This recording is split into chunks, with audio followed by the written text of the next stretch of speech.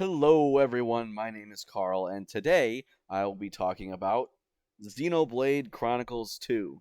This game was developed by Monolith Soft and published by Nintendo for the Switch on December 1st, 2017. It'll run you $59.99 and is rated T for language, violence, suggested themes, use of alcohol, and tobacco. Lots of crap going on in this game. There is. It is an action role playing game and is the third mainline Xenoblade Chronicles game. So in 2, you will find a completely new cast of characters separate from the other two games, and it is set in the Cloud Sea of Allrest. It is a world in which there is a sea of clouds as far as the eye can see, and the only livable space is on the back of giant titans who are swimming or walking through the ocean. The problem is Titans are mortal and they're dying out, so living space is running out. However, there is a bit of hope. In the center of the Cloud Sea lies the World Tree, which at the top supposedly has an area called Elysium, a paradise that's big enough for everyone in the world to be able to live there in harmony. And our protagonist, Rex, has dreams of getting to Elysium and building a path to it so that everyone can live on there without having to worry about the ground dying from underneath his feet. At the start of his journey, he meets up with a mysterious blade called Pyra. She's known as the Aegis, and she wants to help Rex in his journey to the top. So after that lengthy introduction, coming into this, I played Xenoblade 1. I played the 3DS version, and I did enjoy it, so I figured I'd check this one out and try it. I got the special edition for Christmas, hence the steel case here. I had no real anticipation going in. I thought the first one was fine. This one looked pretty different. I wasn't looking forward to it, and I also wasn't really thinking it would be crap either way. So, yeah. I hoped it would be fun, and so I played it. And before I get into the meat of the review, however, just know I did play this game for 265 hours, and I did pretty much 100% it. So yeah, keep that in mind. I have the experience with this game. So diving into the gameplay, there are two main forms of gameplay in this game. That's exploring and fighting. The exploring part is really basic. It's not platforming or anything serious like that. You just kind of explore. You can run around the landscape. You can jump up small steps. You can climb vines, whatever. It's not meant to be anything difficult. It's more meant for you to be observant and find hidden areas and stuff like that. The fighting, of course, is the bread and butter of the series. And be careful because it gets complicated. Like the first game, enemies just walk around in the overworld, and you can target them and switch to just fighting them. You change your controls over to fighting controls, and you don't teleport into like another realm to fight them there. You fight them like right then and there in the setting. So if other monsters happen to wander by, they can join in, stuff like that. But as cool as this kind of is for realism, it does get pretty awkward sometimes. For example, I was playing once and I accidentally ran around and fell down like a little 2-foot drop. You can easily jump back, but since you're in fighting controls, you've lost your jump. So because you can't jump, you need to switch out of fighting mode into like exploring mode and then jump back up. But because you stopped fighting, it tells all your party members to stop fighting as well, which means that your healer stops healing, which means that you die very quickly. So that's kind of awkward there. And also running away means physically just stopping the fight and running the other direction and hoping you can outrun them. So if they're faster than you, you're kind of screwed. And due to the quirks of how moves work, you just need the target, like each move has a range, and you just need the target to be in range when you use it, and then it will hit. So sometimes you have an awkward thing where a monster will run up to you, take a swing, you'll run way out of range, and then it'll swing its hand, and you'll die anyway. So yeah, it's cool concept, but kind of awkward in practice. Um, and in the actual concept itself, you got three characters. The general concept is one that's like been done to death before. You have one tank who is whose job it is to aggro the enemies and get them to attack them and take all of the hits. Um, one attacker to do the actual damage, and a healer to keep them both alive. You don't have to have one of each. You can choose to switch it up, but that's generally how the game advises you to do it, and generally how I would advise you to do it as well. Um, but the actual combat itself and how damage is done is extremely complicated. So, okay, I'm about to spit some crazy knowledge here. So get your notepads out because it's about to get real complicated. And I'll probably make a mistake somewhere because it's been a while. So, you have three player characters called drivers out, only one of which you directly control, the other two are controlled by computers. And they all have support characters called blades, each have three of them, which come with a weapon that the driver uses. Each driver has three blades and can switch between them at will during battle, and each blade has four arts, three of which you can be equipped for use in battle. And here's the real fun part, though. Characters automatically auto-attack the enemy, which charges up your arts gauges, which lets you use arts, which charge up special gauges, which, when three specific specials of certain elements are chained together, each special being a higher level than the last, it afflicts certain status condition on the enemy, which spawns an elemental orb, which can be broken by utilizing a chain attack, which can only be used after the party gauge has been filled up, which is filled separately when other specific actions, which I won't get into, are taken. And when those orbs are broken by chain attacks, it fills up another gauge, which, when full, activates a full burst, I think that's what it's called, which does massive damage. And all of this is influenced through your stats, which can be influenced by the driver's equipment and level, their corresponding blade skill tree and core chips, and probably other stuff that I'm forgetting. The point is, it's really freaking complicated and confusing. So despite beating the entire game pretty much 100%, I still don't know how some of the stuff works. I saw more battle mechanics researching this bit that I never knew about. I didn't know that you can inflict status effects with specials. And I never noticed in battle, despite battling so much, because they're so chaotic, with literally 6 different characters on your screen in addition to the enemies, and everyone's yelling the name of their moves, and you just kind of tune everything out and stick to try to focus on your comboing your special together and hope you don't die. Like, I don't know what specific changes to equipment and blades do. I know that in theory, having more attack will lead to more damage, right? But the game could be coded in such a way where it doesn't actually matter how much attack you have, but it does matter how many attack multiplier skills you put on your equipment. You know, those might just blow the other thing out of the water. I I I just don't know. I don't know the best way to min max build a team. For example, I was fighting a late game hidden boss, and it would just get to a certain amount of HP, and then it would use a super move and just kill me. And so I was trying to look up, like, okay, how do I get around this? Is there anything I can do? Am I missing anything? And I found two things when I was looking it up. One, I happened to see that the actual stat boosts that you get from being a high level are almost negligible compared to the boost you get from equipment, which I mean was irrelevant to what I was trying to find out, but kind of frustrating to hear that, like, at a certain point in the game near the end, it doesn't really matter what level you are because you just have equipment that's way stronger than your level could ever influence.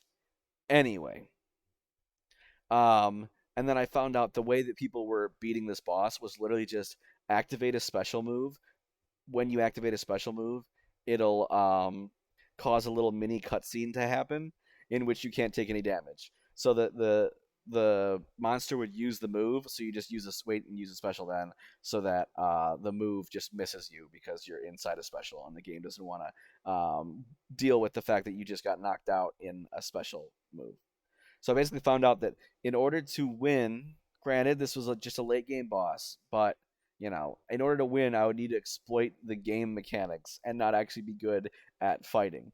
Um, and even now, 265 hours through this game, I have to wonder, given that enemies have much more HP than you do, which as an aside was also kind of annoying. Even enemies that are so like lower level than you that they can't really damage you still take like a while to KO. There in the game there are really very few knock you out like you knock them out before they knock you out fights. It's almost always okay, just hold on, make sure that your tank survives, so that your attacker can slowly whittle down their HP. So the question I have is, if it's all about just making sure your tank survives, what if you have one tank and two healers? Like, does that double your chances for the tank to survive because you have two healers, trying to keep them alive?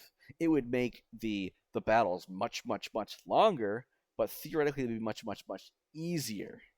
I don't know.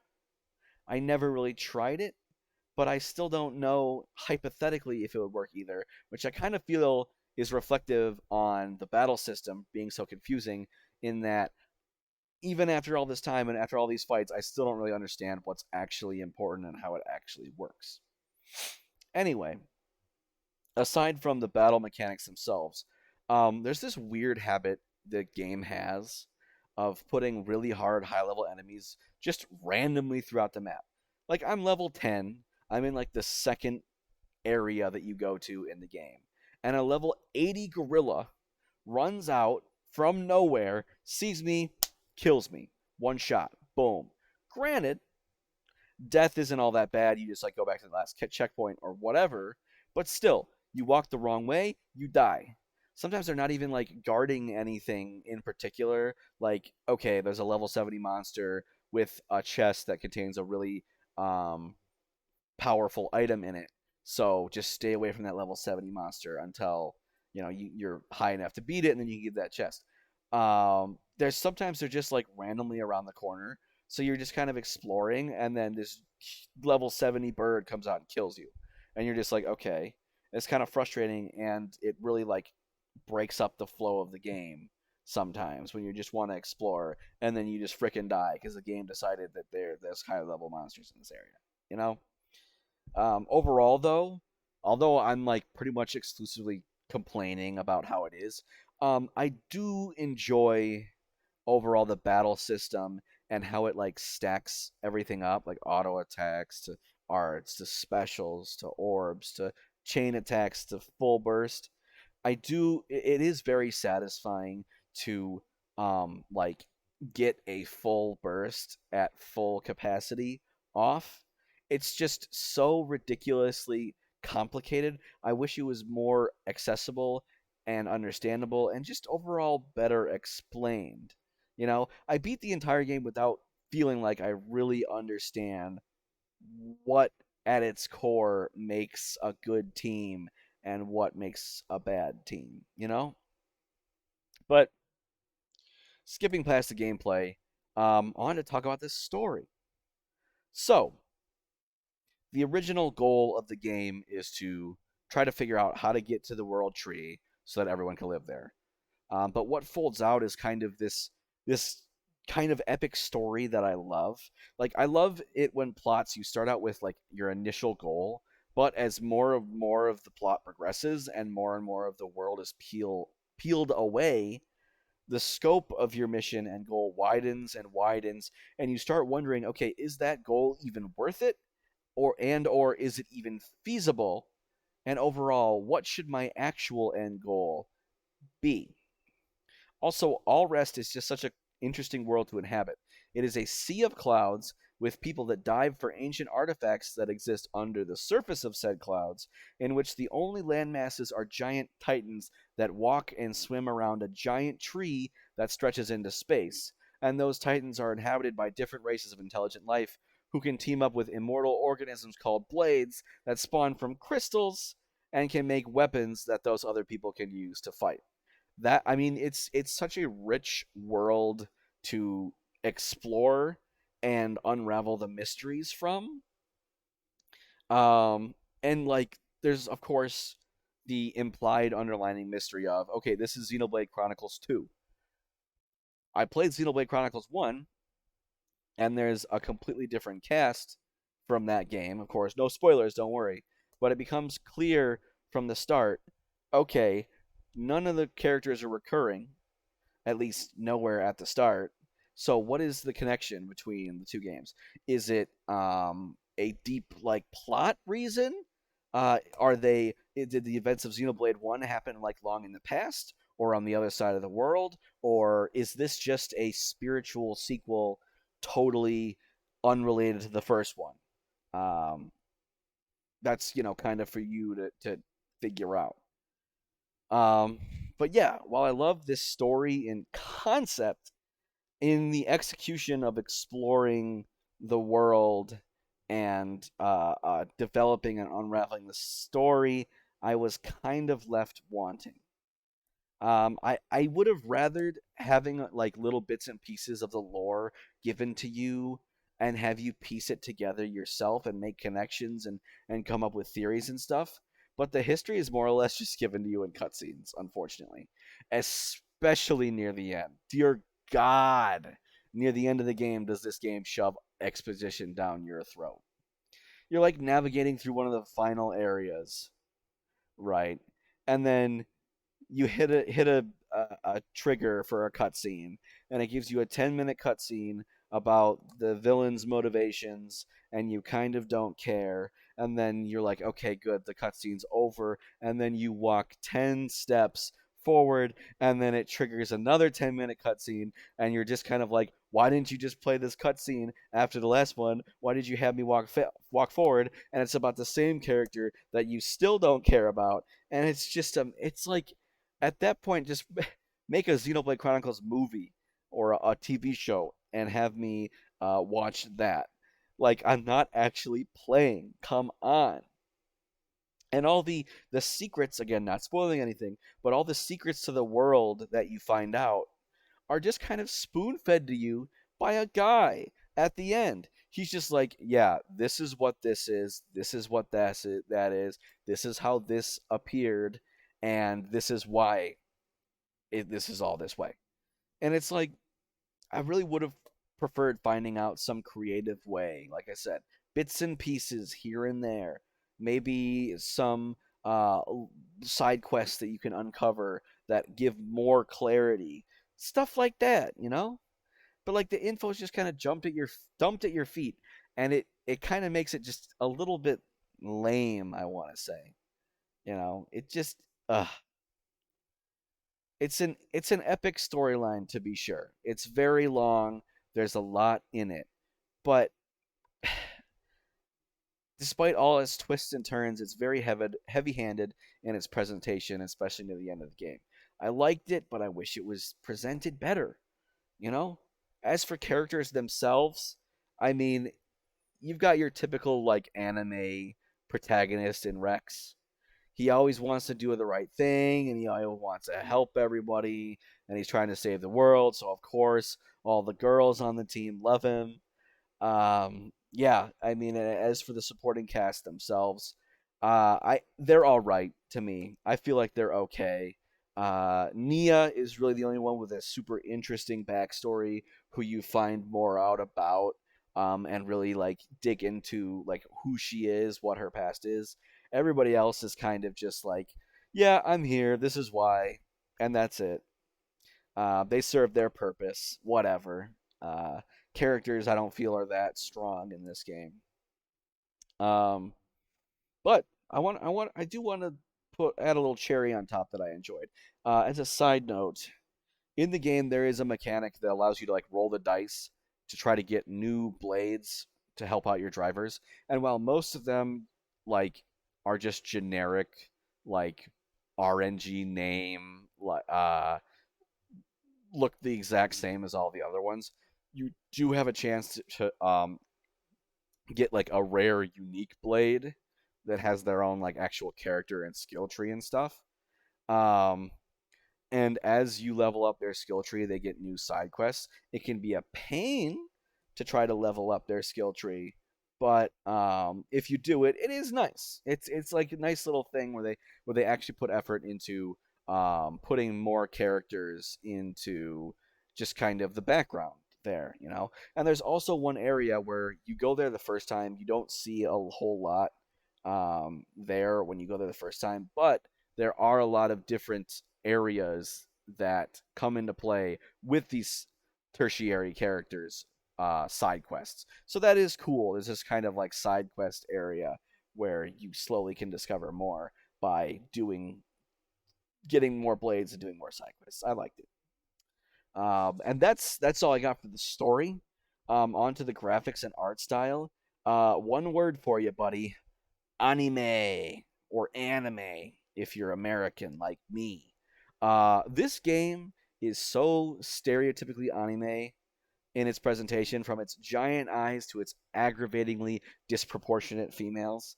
Um, like I don't know if it's just an increase in the graphical capabilities, but like compared to the original Xenoblade 1 for the Wii, that one didn't look like super duper anime character design there, but this one does. This one very much does. Unfortunately, I don't have the normal steel case or normal case I'd show you, but you can see like ooh the eye, big ol' huge anime eyes, scantily clad freaking anime women, all that sort of thing. Um, but yeah, I don't know why they did it. I don't know if it's because they wanted to be more like graphically look advanced. I don't know. To that end, I don't have a lot to say about the graphics. It's basically 3D anime character models in an environment that honestly doesn't really have too much personality in terms of art style. Some of the locations look kind of sculpted interestingly. Like there are some good uh, uh, places that you really want to explore, I feel like, but the actual art style itself was just it was fine.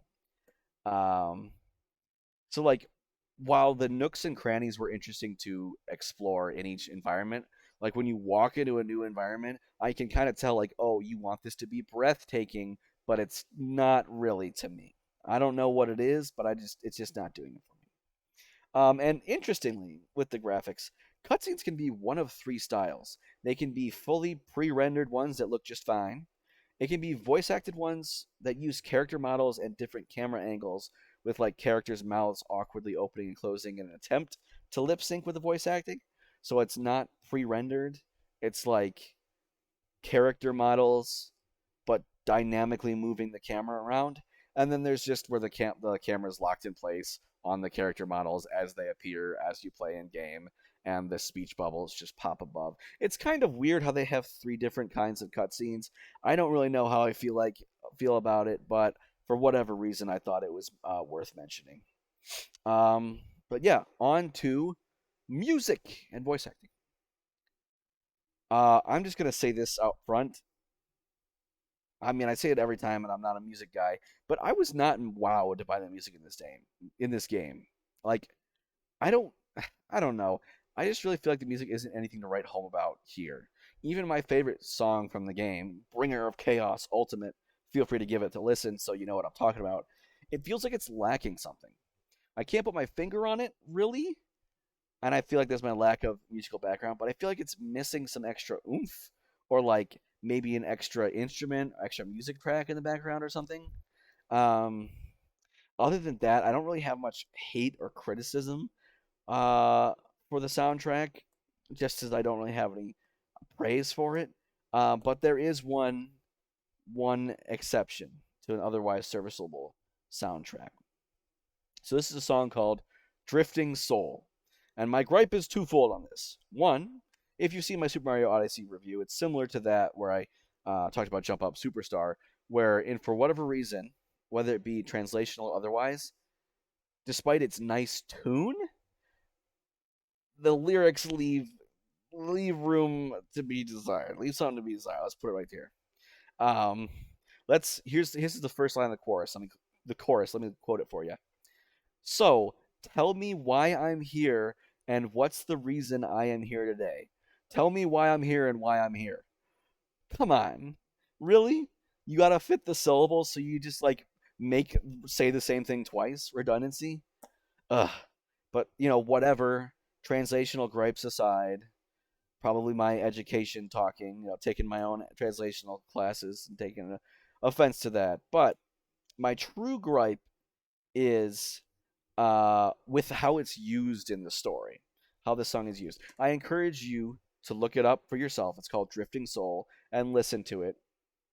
Um, it has this like rather sweet sound, maybe bittersweet, you could even say. And if you look at the lyrics and you listen to them, you might find it's about uncertainty, not knowing the path forward, self-discovery, that sort of thing. But without spoiling anything, its usage, it plays over a guy literally dying. Like it's this like I'll hold them off, you go ahead, I'm gonna fight the bad guys that I know I can't win. And like it's a situation where it's pretty obvious that the guy's gonna die. He's a good guy, but he's gonna die. And like in this scenario, you're supposed to feel hopelessness and dread and guilt because you're helpless to save your friend and he's going to die, and your freedom is only won by his sacrifice. That sort of thing. You're supposed to feel really depressed by it. So I would argue in that scenario, maybe just go with no song. Just let the characters speak for themselves, right? But like you're hearing things like the next line, if I recall it was you wished that I would stay, and you're hearing this sweet voice sing those lines while all the characters are like screaming in anguish in the background, like no, don't die, stuff like that. It is such an inappropriate combination of music to visuals. It makes me I I'm getting worked up. But when I heard it, I was like, this is so inappropriate. This does not match up at all. My God. It's like I feel like the writers just said, oh, it's an emotional song and an emotional scene, so they work. No. That's like saying pumpkin cake should go with pumpkin soup. No. You don't dunk the pumpkin soup in the pumpkin cake just because they're both pumpkin products. Wrong. Anyway, enough with the music, the voice acting. Um, Not gonna lie, the voice acting kind of grated on my nerves at times. People paused a lot. I feel like sometimes they didn't have the right direction um, in what they were saying. Like they were trying to convey a slightly different emotion than they should have been. Um, like near the beginning, there's like annoying characters, and there's also like a tense scene where characters are yelling. Malos, you'll find he like yells every single line, you know, and it's like, shut up, dude. And in the beginning, there's one line where Rex has to like yell, and the subtitle goes hi, and then adds a little ya on the end, and Rex is like hi, yeah, and he like tacks on the ya in the end, and it sounds really weird. I don't know. There's a lot of characters with a lot of voice acting, and I don't think a lot of them knew exactly what they're doing. Especially some of the minor characters like kids and stuff. They just annoy the crap out of me. Yeah, so that's it for sounds. The DLC. This game has a prequel titled Xenoblade Chronicles 2, Torna, the Golden Country, which you can either buy as a physical version, which I own, or the DLC with the game. I have not played it yet, so I will not speak on the quality of that DLC. If and when I play it, I'll review that then. Um, but if you buy the DLC game, it comes with like a challenge mode, some extra items, some extra side quests. It unlocks one of the characters' skill trees or boosts it later. Um, so you know, if you have the base game and you're thinking about buying the DLC, you might as well. If you want to play the prequel, which again I can't speak to the quality of it, um, then go ahead and buy the digital DLC and get the all the extra stuff to go with the game. Yeah, if you really want the physical, cool, buy it. I don't care. I don't really have to say much about the DLC. Um, yeah. So on to my conclusion. If you with this game, if you've noticed a pattern in this review, it's that with Xenoblade 2, I keep saying things like, "Oh, I like this in theory," or "This was pretty good, but I don't feel like this was that great." This is this is a game with a lot of content. Remember, I took 265 hours to pretty much 100% it, and I wasn't just farting around during that. I just really wish that they had like put a little bit more effort into really ratcheting this game down. The story could use a little tightening up, maybe make it a little less obvious, spread the cutscenes out, cut content that we don't care about. Um, the battle mechanics could be organized and made more easy to understand, and like the music could use one more track. I don't know. I just feel like it's they put so much effort in making this huge game, and yet there are some things that I just feel like were a little neglected. They didn't incorporate the story within the game well enough. So there's a great game somewhere in here. There's the potential for a really great game. I just it just needs a bit more polish. It just needed a bit. It needed to sit a bit more in concept mapping or whatever they call it before they started coding the game. I feel like. So I mean, I'll give it a 7 out of 10. Like it could have been a 9 out of 10 if they had really done what they needed to do. Like if they really put more effort in at the start, I feel like it just frustrates the heck out of me because it's such a big game that's just okay. So I'll give it a 7 out of 10. It's a solid game to be sure. It just needs that little extra polish to just throughout the whole thing to just be mwah, you know. So like if you think you like it, if you like Xenoblade 1, I think you'll enjoy this game. So pick it up. If you maybe were on the fence, I'd say give it a go. And if you didn't want to get it in the first place, I'm not going to disagree with you here. Because it sure is a time commitment even if you want to just beat it. That's for sure. So if you got the time, feel free. In any case, that's my thoughts on Xenoblade Chronicles 2. If you have any questions, comments, concerns, if you agree or disagree with anything I said, feel free to let me know down in the comments. I read all my comments. And yeah, have a nice night, everybody. Bye.